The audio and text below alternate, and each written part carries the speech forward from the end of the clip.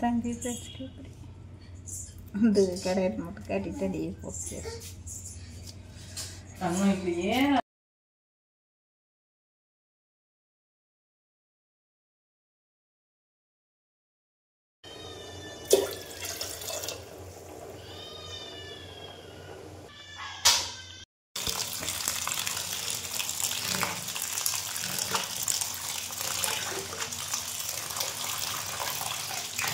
கீரையை அலசணும்.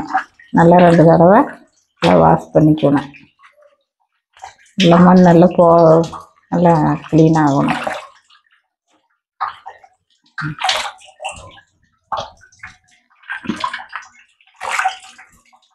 இது சிறுகீரை நம்ம செய்ய போகிறது. இப்போ சிறுகீரை கடையில்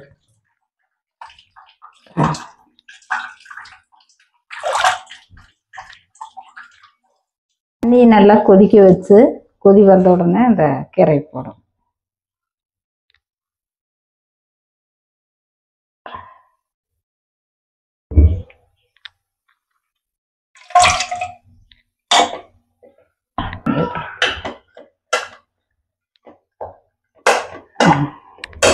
மிளகாய், பச்சை மிளகாய் அப்படியே கீரை போட்டு கொதிக்கிற போது இதையும் போட்டுரும். நல்லா கொதிக்கட்டும். ஒரு 5 மிளகாய் அதை பார்த்தா டேஸ்ட்டாக இருக்குது. பச்சை மிளகாய் போட்டு முழுசாகவே போட்டு இப்படியே வேக வைக்கணும். தக்காளி 1 மீடியம் சைஸு எடுத்து நல்லா பொடி பொடியாக கட் பண்ணி வானலியில் போட்டு எண்ணெய் ஊற்றி நல்லா வதக்கணும்.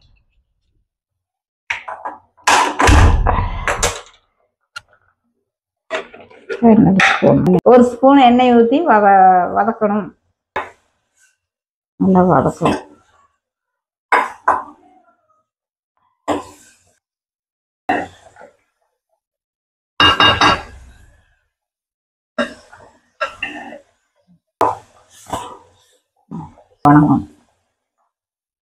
வெங்காயம் 10-15 சின்ன வெங்காயத்தை நல்லா தட்டி எடுத்து வச்சுக்கணும். சின்ன வெங்காயத்தை நல்லா தட்டி போட்டு கீரையில் போட்டு கிடையணும். தட்டும் அரிக்கூடாது. கீரை வெந்துருச்சு.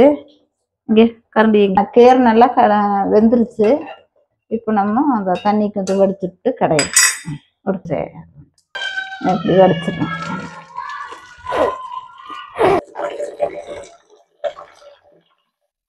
வச்சு தக்காளி போட்டுக்கலாம். அதுதான் அடுத்தது சின்ன வெங்காயம் தட்டி வச்சது போட்டு பச்சை வெங்காயத்தை தட்டி போட்டு கல்லுப்பு,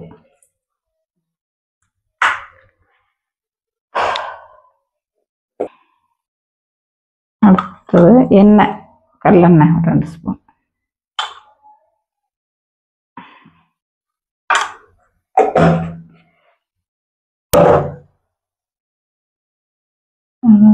கீழே வச்சு கரைஞ்சிக்கலாம்.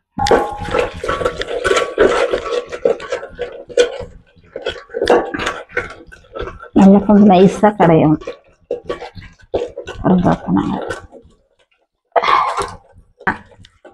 நல்லா மசியே கடைஞ்சாத்தான் மத்து போட்டு நல்லா கடைஞ்சாத்தான் நல்லா இருக்கும்.